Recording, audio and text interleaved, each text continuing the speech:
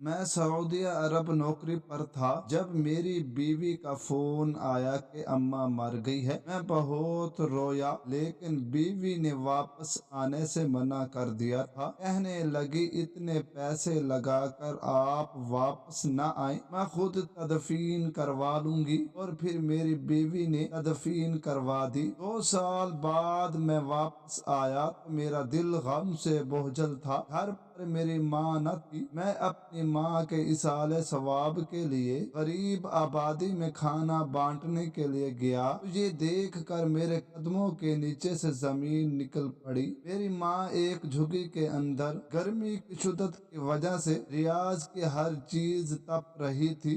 ऐसे लग रहा था कि गर्मी की शिद्दत से सबको जिसला कर रख देगी। चंद साल पहले मैंने रोजी रोटी कमाने के लिए रियाज का रुख किया था। मैं एक कंस्ट्रक्शन कंपनी में काम करता था। दिन भर सीमेंट, बजरी और ईंटों के ढेर के दरमियान में पसीना बहाता रहता था ताकि मेरी बीवी, बच्चों और वालदा को कभी भी किसी चीज की कमी महसूस न हो। मैं उनके लिए दिन रात मेहनत करता था। मैं अपनी कमाई का ज्यादातर हिस्सा पाकिस्तान अपनी बीवी के पास भेज देता था। वही सब चीजों को संभालती थी। रियाज आने से पहले मैंने अपनी वालदा और बच्चों की हिफाजत की जिम्मेदारी अपनी बीवी पर डाली थी। अपनी बीवी के ही कहने पर मैंने रियाज का रुख किया था ताकि मैं उसकी और बच्चों की तमाम ख्वाहिशात को पूरा कर सकूं। बच्चों की वजह से, मेहनत करने की वजह से मेरे हाथों की रगें उभर आई थी। गर्मी की शिद्दत की वजह से मुझे ऐसा महसूस होता था जैसे मेरा जिस्म पिघल रहा हो, लेकिन मैं अपने बच्चों की वजह से तमाम सख्तियां सब्र के साथ बर्दाश्त करता था। परदेश में काम करने के दौरान मुझे मेरी वालदा की बहुत याद आती थी क्योंकि उन्होंने बहुत ही लाड के साथ मुझे पाला था। वालिद की वफात के बाद उन्होंने मेरी हर ख्वाहिश पूरी की थी, यहाँ तक कि वो खुद भूखी रह जाती थी, लेकिन उन्होंने मेरे मुंह से निकली हुई हर ख्वाहिश को पूरा किया था। काम करने के बाद जब मैं शाम को कमर सीधी करने के लिए लेटता था तो मुझे मेरी वालदा की बहुत ज्यादा याद आती थी। उनकी याद आने के बाद मैं घंटों उनकी तस्वीर को तकता रहता था। उनके चेहरे की झरियां, आंखों के गिर्द गहरे सियाह हल्के, मगर मुझे देखते ही उनके चेहरे पर जो मुस्कुराहट आ जाती थी वही मेरे लिए दरअसल एक सहारा थी। कभी कभार वालदा के साथ फोन पर बात होती थी। वो हमेशा कहती थी कि बेटा मेरी फिक्र मत करो, मैं बिल्कुल ठीक हूँ, बस तुम मेहनत के साथ काम करो, तुम हिम्मत मत हारो। मेरी वालदा की नसीहत मुझ में मजीद हिम्मत बढ़ा देती थी। मुझे माँ के बगैर एक दिन 100 साल के बराबर लगता था। एक दिन काम करने के बाद जब शाम को मैं अपने काम से वापस आया था तो मेरा जिस्म थकावट की वजह से टूट रहा था। जैसे ही मैंने अपना मोबाइल फोन ऑन किया था तो मेरी बीवी की 6 मिस कॉल देख कर मेरा दिल बैठने लगा था क्योंकि उसने पहले कभी भी इतनी कॉल्स न की थी। मैंने फौरन ही व्हाट्सएप पर कॉल की थी जो थोड़ी ही देर के बाद उठा ली गई थी, लेकिन दूसरी तरफ मुझे जो खबर मिली थी उसने मेरे कदमों के नीचे से जमीन को हिला कर रख दिया था। मेरा जिस्म कांपना शुरू हो चुका था। खबर सुनने के बाद मेरा दिल किया था कि मैं पर लगाकर फौरन ही पाकिस्तान पहुंच जाऊं क्योंकि मेरी बीवी ने मुझे इतला दी थी कि मेरी माँ इस दुनिया में नहीं रही। बीवी की बात सुनकर मुझ पर पहाड़ टूट पड़ा था। मेरे दिल की धड़कन रुकने लगी थी। मैंने कांपते हुए पूछा था कि क्या कह रही हो, क्योंकि मुझे उसकी बात पर यकीन नहीं आ रहा था। बीवी ने रोते हुए मुझे बताया था कि आज सुबह ही हार्ट अटैक की वजह से उनकी मौत हो चुकी है। बीवी की बात सुनकर मुझ पर लर्जा तारी हो चुका था। मुझे बिल्कुल भी यकीन नहीं आ रहा था। मैं अभी टिकट लगवाता हूँ, चंद ही घंटों के बाद मैं पाकिस्तान पहुँच जाऊंगा, मैंने बीवी से कहा था। लेकिन मेरी बीवी ने मुझे ऐसा करने से मना कर दिया था। उसने मुझसे मुझसे कहा था कि मैंने सब कुछ संभाल लिया है, तुम फौरन मत आना, भी अपना काम मत छोड़ो, इतने पैसे लगा कर गए हो इसलिए वापस मत आओ, मैं तदफीन खुद करवा लूंगी। बीवी की बात सुनकर मेरा दिमाग सुन्न हो गया था। वो चंद पैसे बचाने के लिए मुझे मेरी वालदा का चेहरा देखने से रोक रही थी। वो माँ जिसकी गोद में सर रख कर मैं अपना हर गम भूल जाया करता था, वो मुझे छोड़कर जा चुकी थी। बच्चों के मुस्तकबिल के बारे में सोच कर मैंने अपनी बीवी की बात मान ली थी, लेकिन मैंने सारी रात रोकर गुजारी थी, क्योंकि मैं वो बदनसीब बेटा था जिसको अपनी वालदा का आखिरी दीदार तक नसीब न हुआ था। सुबह मैं तेज बुखार में रहा था, जिसकी वजह से मैं काम पर न जा पाया था। मेरा दिल चाह रहा था कि मैं इसी वक्त टिकट बुक करवाऊं और उड़कर पाकिस्तान पहुंच जाऊं और अपनी वालदा के कदमों को चूम लूं, लेकिन मेरी बीवी का जुमला बार बार मेरे कानों में गूंज रहा था कि अभी वापस मत आओ, ऐसे जाए मत करो, मैं सब कुछ संभाल लूंगी। मैं अंदर ही अंदर टूट रहा था, लेकिन मेरी बेबसी का ये आलम था कि मैं कुछ भी नहीं कर पा रहा था। मेरे अकाउंट में सिर्फ चंद हजार रियाल थे, इतने न थे कि मैं वतन वापस जा सकूं और फिर वापस आ सकूं। चंद ही महीने पहले मैंने कुछ जमीन खरीदी थी, जिसकी वजह से मैंने जो कुछ भी जमा किया हुआ था वो खत्म हो चुका था। कंपनी की तरफ से मुझे जो छुट्टियां मिली थी, उन छुट्टियों में पहले ही पाकिस्तान हो आया था। कंपनी मजीद छुट्टियां देने के लिए बिल्कुल भी तैयार न थी, जिसकी वजह से मैं अपनी वालदा का आखिरी मर्तबा मुंह देखने के लिए न आया था।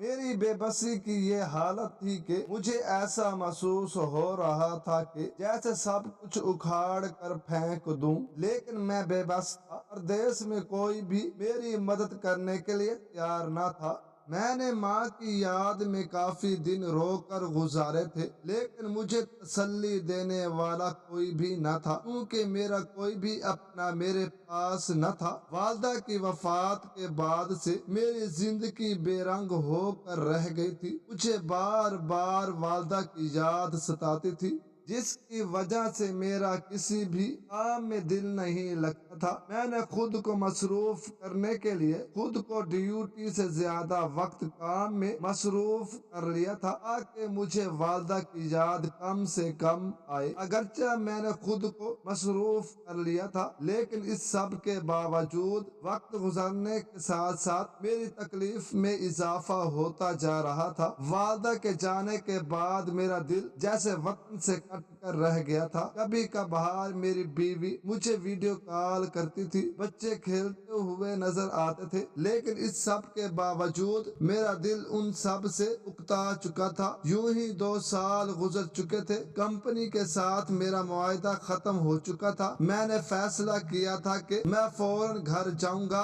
वालदा की कब्र पर जाकर दुआ पढ़ूंगा, उनके इसाले सवाब के लिए खैरात करूंगा और फिर अपनी बाकी जिंदगी अपने वतन में ही बसर करूंगा। मैंने पुख्ता इरादा कर लिया था कि मैं कभी भी प्रदेश में वापस न आऊंगा। अपने ही मुल्क में छोटा मोटा कारोबार कर लूंगा, थोड़ा खा लूंगा, लेकिन फिर कभी भी प्रदेश वापस न आऊंगा। चंद ही दिनों के बाद मैंने पाकिस्तान एयरपोर्ट पर कदम रखा था। एयरपोर्ट पर कदम रखते ही मेरे दिल की धड़कन तेज हो चुकी थी। मुझे मेरी वालदा की याद शिद्दत से सताने लगी थी। जब मैं घर पहुंचा था, सबने खुशी खुशी मेरा इस्तकबाल किया था। खानदान भर के लोग मेरा इस्तकबाल करने के लिए जमा थे, लेकिन मेरी वालदा न थी। मुझे कुछ भी अच्छा नहीं लग रहा था। मेरी बीवी ने दरवाजे पर मुझ पर फूल निछावर किए थे। मेरे बच्चों ने मुझे गले से लगाया था, लेकिन मुझे मेरी वालदा की कमी शिद्दत से सता रही थी, क्योंकि जब भी मैं पाकिस्तान वापस आता था, मेरी वालदा सबसे पहले मुझे गले से लगाती थी। वालदा से मिलने के बाद मैं दुनिया भर की सारी थकान भूल जाया करता था। घर के कोने कोने में वालदा की याद बसी हुई थी। घर में वो कुर्सी खाली पड़ी थी, जहाँ बैठकर मेरी वालदा सुबह सवेरे तस्बीह किया करती थी। घर में सब कुछ वैसे का वैसा ही था, लेकिन मेरी वालदा कहीं न थी। कुछ दिन तो दावतों में गुजर चुके थे, लेकिन एक दिन मैंने इरादा किया था कि मैं अपनी वालदा की कब्र पर जाऊंगा।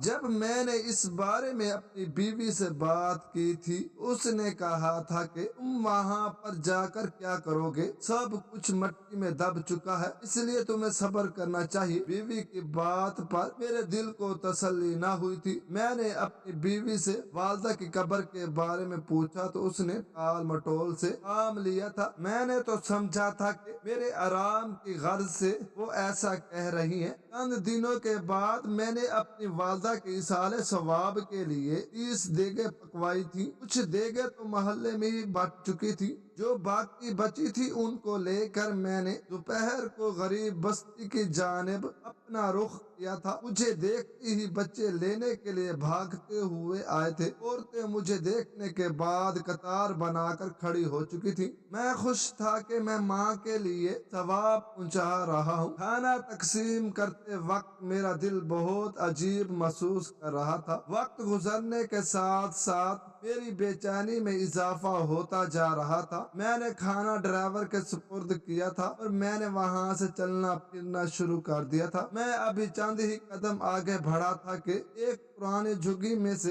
एक बूढ़ी औरत के खांसने की आवाज सुनाई दी थी। मैंने बेदिहानी में झुग्गी में झांका था, लेकिन वहाँ मौजूद औरत को देखकर मेरे कदमों के नीचे से जमीन निकल पड़ी। वहाँ मौजूद औरत को देखकर मेरे दिल की धड़कन बढ़ चुकी थी। पहले तो मुझे ऐसा महसूस हुआ था कि मैं कोई ख्वाब देख रहा हूँ। झुग्गी के अंदर एक बूढ़ी औरत सीधा कपड़े में मौजूद थी। उसका चेहरा कमजोर, जिस्म लागर था, मगर उसकी सूरत जाने पहचानी थी। माँ, मैंने धीरे से पुकारा था। मेरी आवाज सुनकर उस औरत ने सर उठाकर मेरी जानब देखा था। झुग्गी में लेटी वो औरत मेरी अपनी माँ थी। मेरी माँ जिंदा थी। मुझे बहुत ज्यादा हैरत हो रही थी। मुझे कुछ भी समझ नहीं आ रहा था कि क्या हो रहा है, क्योंकि मेरी बीवी ने तो मुझसे कहा था कि मेरी माँ मर चुकी है, लेकिन वो तो गरीब लोगों की झुग्गी में मौजूद जिंदा थी। बेटा, तू मुझे लेने के लिए आ गया। मुझे पूरा यकीन था कि तुम मुझे लेने के लिए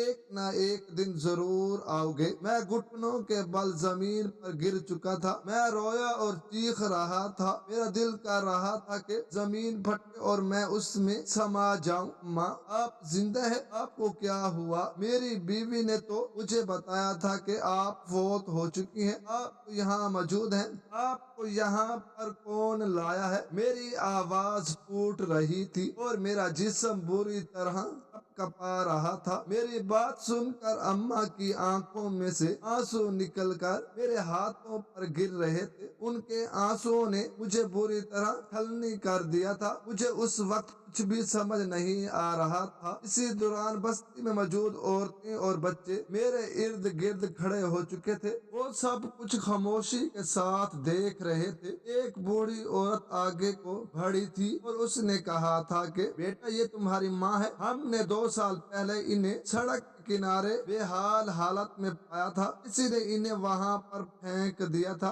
हमसे जितना हो सका था हमने इनका ख्याल रखा था, मगर गुर्बत की वजह से हम इनका अच्छी तरह से ख्याल न रख पाए थे। उस बूढ़ी औरत की बात सुनकर मुझे बहुत बड़ा धचका लगा था। इसी में इतनी जुर्रत हो सकती है कि वो मेरी माँ को यूं लावारसों की तरह सड़क फेंक दे। मेरा पहला शक मेरी बीवी की जानब गया था, क्योंकि उसके सिवा ऐसा कोई भी नहीं कर सकता था। काफी सवालात मेरे जहन में गर्दिश कर रहे थे, लेकिन इन सवालात के जवाबात वहाँ पर मौजूद किसी के पास भी न थे। मेरी बीवी ने ही मुझे फोन पर इतला दी थी कि मेरी वालदा फौत हो चुकी है। मेरी वालदा की तदफीन करने वाले भी वही थी और उसने ही मुझे वापस आने से रोका था। इस वजह से मेरा शक सीधा मेरी बीवी की जानब गया था। मेरी बीवी मुझे धोखा दे रही थी। उसने ही मेरी आंखों में धूल झोंकने के बाद मेरी वालदा को लावारसों की तरह सड़क के किनारे पर फेंक दिया था। मैंने बार बार अपनी वालदा से पूछा था कि अम्मा, मुझे बताएं, आप कौन यहाँ पर پھینک کر گیا تھا، لیکن میری والدہ نے مجھے کچھ بھی نہ بتایا تھا۔ میری والدہ کی آنکھوں میں سے زور و شور سے آنسو بہنے لگے تھے، لیکن انہوں نے اپنی زبان سے ایک لفظ بھی نہ نکالا تھا، کیونکہ وہ میرے گھر کو توڑنا نہیں چاہتی تھی۔ وہ مجھے ہنستا بستا ہوا دیکھنا چاہتی تھی۔ میں اماں کو چند دن بعد لینے کا وعدہ کر کے وہاں سے واپس آ چکا تھا۔ جب میں گھر آیا تھا تو میری بیوی نے مسکراتے ہوئے میرا استقبال کیا تھا۔ مجھے اس کی مسکراہٹ زہر سے بھی بری لگ رہی تھی۔ میں نے کمرے میں آ کر دروازے کو زور سے بند کیا تھا اور اپنی بیوی سے غصے کی حالت میں پوچھا تھا کہ میری ماں کہاں ہے؟ تم نے مجھ سے کہا تھا کہ وہ مر چکی ہیں، لیکن میں نے تو انہیں جھگی میں زندہ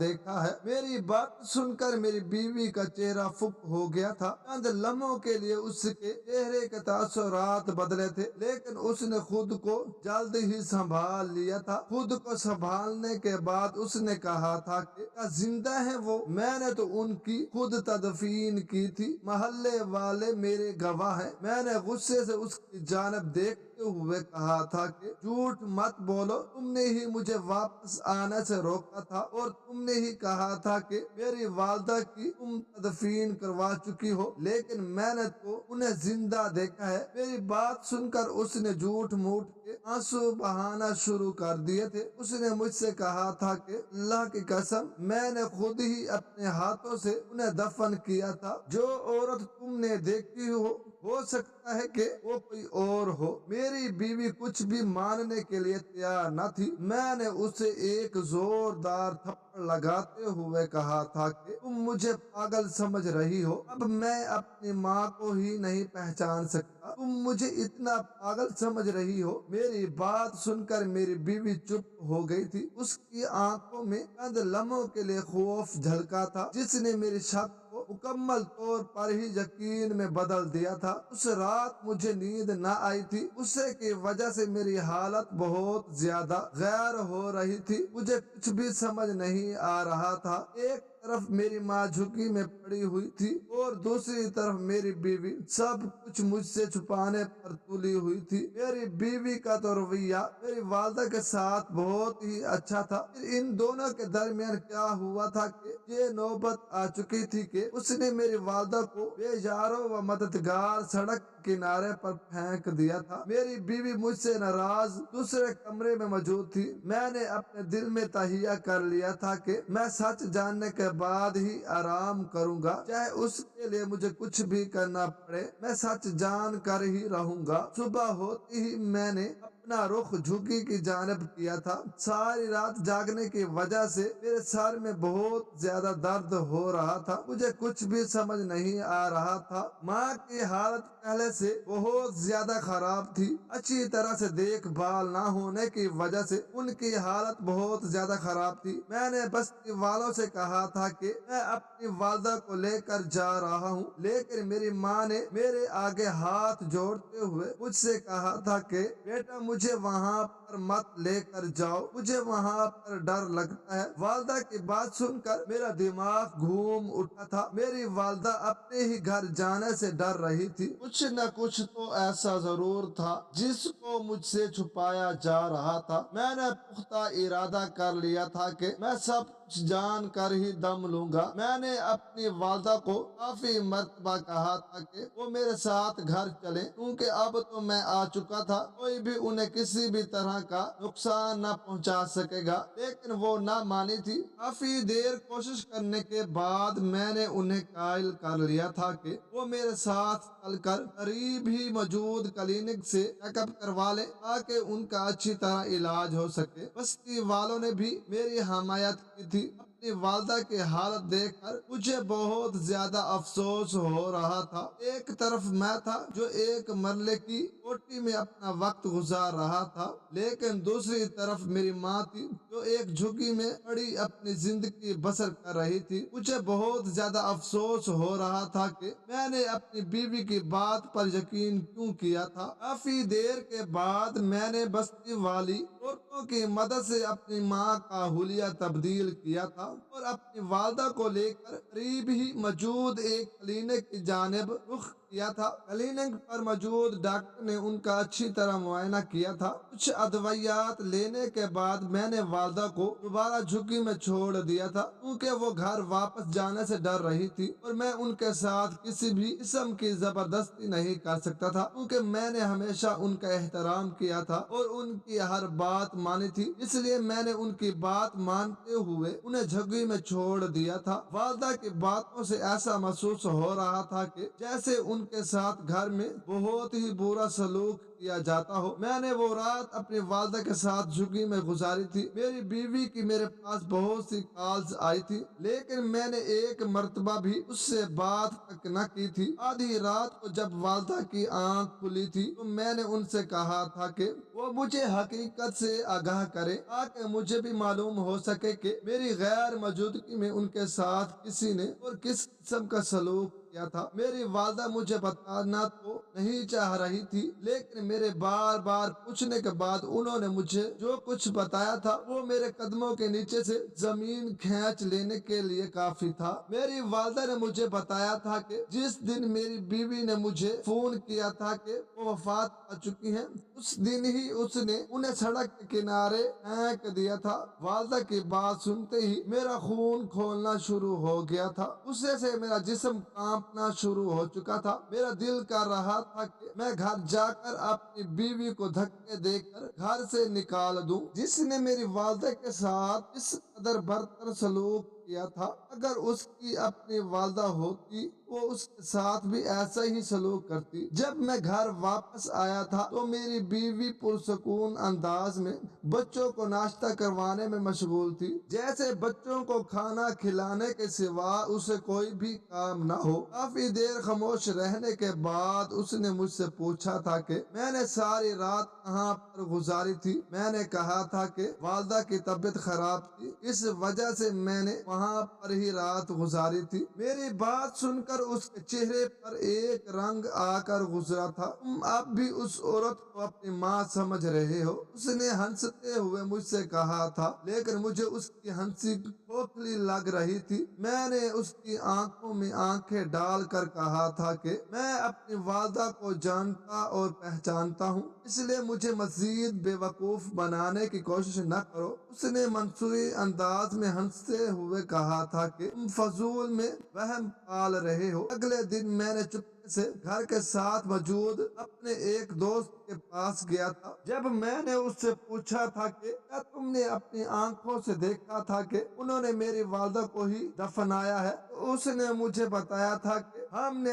تو صرف دیکھا تھا کہ ایک لاش کو کفن میں لپیٹ کر دفنایا گیا تھا، کسی نے بھی لاش کی شکل نہ دیکھی تھی، کیونکہ تمہاری بیوی کہہ رہی تھی کہ میرے شوہر نے منع کیا ہے کہ میری والدہ کی شکل کوئی نہ دیکھے۔ اس کی بات سن کر مجھے دھچکا لگا تھا، کیونکہ مجھے اس بارے میں کچھ بھی معلوم نہ تھا، نہ ہی میری بیوی نے مجھ سے اس بارے میں کوئی بات کی تھی اور نہ ہی اس نے مجھے کچھ بتانے کی زحمت کی تھی۔ دوست سے ملنے کے بعد میں نے دوبارہ جھگی کی جانب اپنا رخ کیا تھا۔ میری والدہ نے مجھے دیکھتے ہی کہا تھا کہ بیٹا، تمہاری بیوی کا بھائی بھی اپنی بہن کے ساتھ تھا، اس نے ہی مجھے سڑک کے کنارے پر پھینک دیا تھا۔ والدہ کی بات سن کر میرا دل دھک اٹھا تھا۔ میں نے والدہ سے کہا تھا کہ وہ مجھے اطلاع پہنچا دیتی، لیکن والدہ نے مجھے جواب دیا تھا کہ میں تمہارا گھر جڑتے ہوئے نہیں دیکھ سکتی تھی، اس وجہ سے میں نے خاموشی اختیار کر لی تھی۔ میں نہیں چاہتی تھی کہ تمہارا ہنستا بستا گھر برباد ہو۔ والدہ کی بات سن کر میں نے ٹھنڈی سانس لی تھی، کیونکہ مجھے سب کچھ سمجھ آ چکا تھا۔ میری بیوی نے ہی اپنے بھائی کی مدد سے میری والدہ کو سڑک کے کنارے پر پھینک دیا تھا اور دنیا والوں کے سامنے اچھا بننے کے لیے انہوں نے کسی اور کی لاش کو دفنا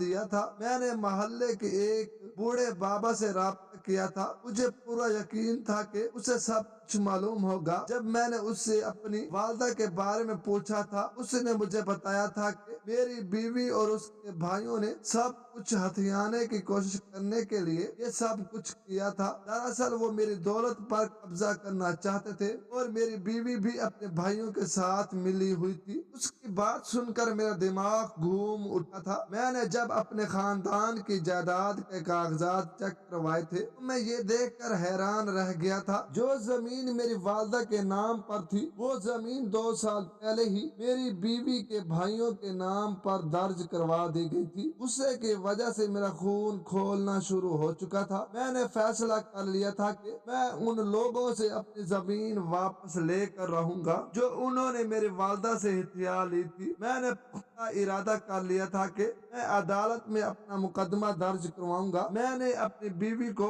غیر بتائے ایک اچھا سا وکیل ہائر کیا تھا۔ میں نے ساری سچائی اس کے سامنے رکھ دی تھی۔ اگرچہ میری بیوی کا تعلق ایک غریب گھرانے سے تھا، لیکن اس کے بھائی بہت ہی عیار اور مکار تھے۔ بھوک نے انہیں عیار اور مکار بنا دیا تھا، لیکن مجھے ان سے اس حد گرنے کی توقع نہ تھی۔ عدالت میں پہلے دن جیسے جنگ کا مقام تھا، میری بیوی اور میں آمنے سامنے موجود تھے۔ میری بیوی نے اپنے بھائیوں کی مدد سے مجھے جھوٹے کیس میں پھنسانے کی کوشش کی تھی اور انہوں نے خود کو سچا ثابت کرنے کے لیے بہت سے جھوٹے گواہ بھی اکٹھے کیے تھے، لیکن میں نے سارے ثبوت جج کے سامنے پیش کر دیے تھے۔ جو ہی جج نے ان ثبوتوں کو دیکھا تھا، پوری عدالت میں کھلبلی مچ چکی تھی۔ چند ہی منٹ گزرے تھے کہ بستی والے لوگوں کے ساتھ میری والدہ ویل چیئر پر داخل ہوئی تھی۔ میں نے اپنی والدہ کو اس بارے میں کچھ بھی نہیں بتایا تھا، کیونکہ میں نہیں چاہتا تھا کہ وہ میری وجہ سے پریشان ہو، لیکن میرے دوست نے مجھے بغیر بتائے میری والدہ کو سب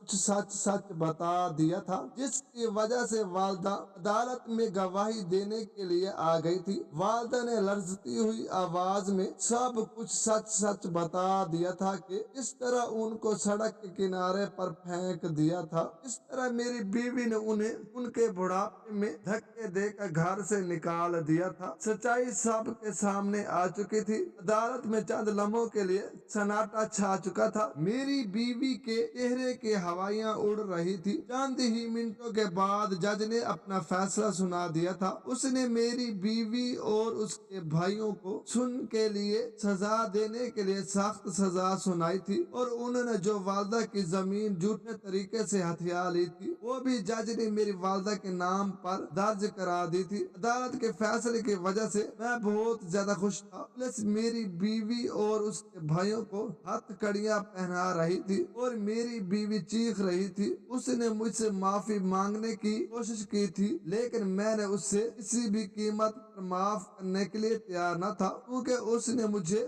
دھوکہ دینے کی کوشش کی تھی۔ اس نے میری والدہ کے ساتھ ایسا سلوک کیا تھا جیسا سلوک کرنے کے بارے میں کبھی سوچ بھی نہ سکتا تھا، کیونکہ میں اس پر اندھا اعتبار کرتا تھا۔ اس لیے اس نے میرے اندھے اعتماد کا فائدہ اٹھایا تھا۔ اگرچہ میں اس کی ضروریات کے ساتھ ساتھ اس کی تمام خواہشات کو بخوبی پورا کر رہا تھا، لیکن اس کے باوجود اس نے اپنے بھائیوں کا پیٹ بھرنے کے لیے مجھے دھوکہ دینے کی کوشش کی تھی۔ اگر وہ مجھے دھوکہ دیتی تو پھر بھی میں برداشت کر لیتا، لیکن اس نے میری ماں کے ساتھ برتر سلوک کیا تھا، جس کی وجہ سے میں اسے کسی بھی قیمت پر معاف نہیں کر سکتا تھا۔ عدالت سے واپسی کے بعد میں اپنی والدہ کو اپنے گھر لے آیا تھا، کیونکہ وہی ان کا اصل ٹھکانہ تھا۔ والدہ کے آنے کی وجہ سے میرے گھر کی رونق لوٹ آئی تھی۔ میرے بچوں نے اپنی دادی کو گلے سے لگا لیا تھا۔ وہ اپنی دادی کو زندہ دیکھ کر حیرت کا شکار تھے، لیکن پھر میں نے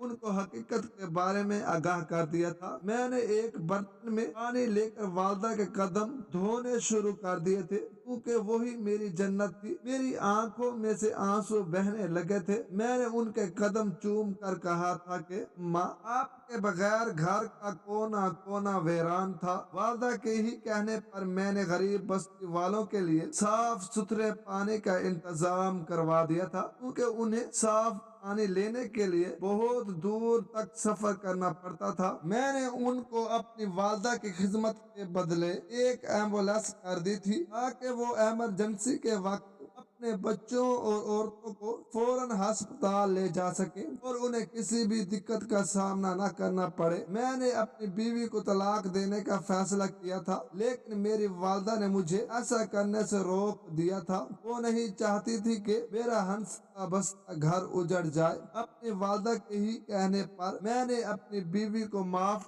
कर दिया था, लेकिन मैंने कभी भी उससे सीधे मुंह से बात तक न की थी। मैंने घर के सारे अखराजात के साथ साथ सारे पैसे भी खुद रखने शुरू कर दिए थे, क्योंकि मैं उस पर किसी भी कीमत पर यकीन नहीं कर सकता था। जिसने मुझे एक मर्तबा धोखा दिया था, वो मुझे दोबारा भी धोखा दे सकती थी।